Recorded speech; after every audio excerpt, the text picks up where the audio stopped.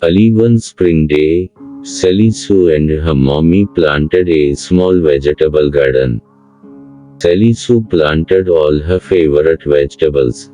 She planted carrots, corn, lettuce and even pumpkins. Sally Sue watered the garden every day and with her mommy's help, removed the weeds. She was so excited to watch her vegetables grow and her mommy was so proud of her. The plants grew and grew. One day Sally Sue noticed that the plants didn't look good. They had brown spots on their leaves and it looked like something was eating them. Sally Sue's mommy said that it looked like there were little bugs called aphids eating her vegetable plants. Sally Sue was sad, but her mommy told her not to worry. In a few days there would be some hero bugs coming to the rescue. The next day, when Sally Sue went to the garden, she saw pretty, little beetles all over. They were red with black dots on their back. Her mommy saw that Sally Sue was afraid that these bugs would also eat her vegetable plants, so she yelled out, "The heroes are here! 3 cheers for the ladybugs!" "Ladybugs?" Sally Sue asked. "You mean the heroes are girls?"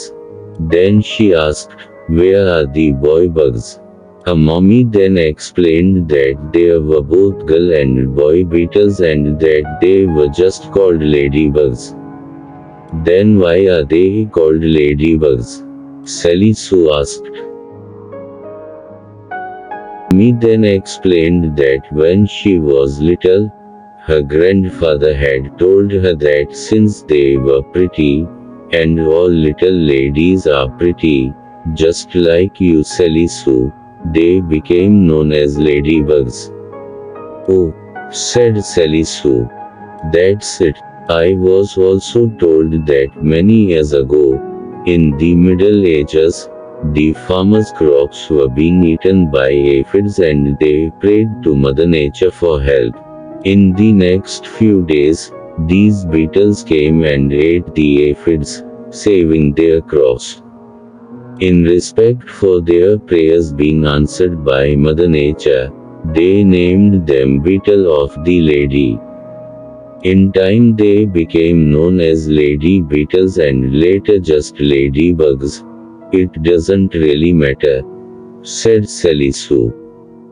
"They are pretty and helpful. And with due respect to the boys, thank you ladies." Later that summer, Sally Sue had lots of yummy vegetables.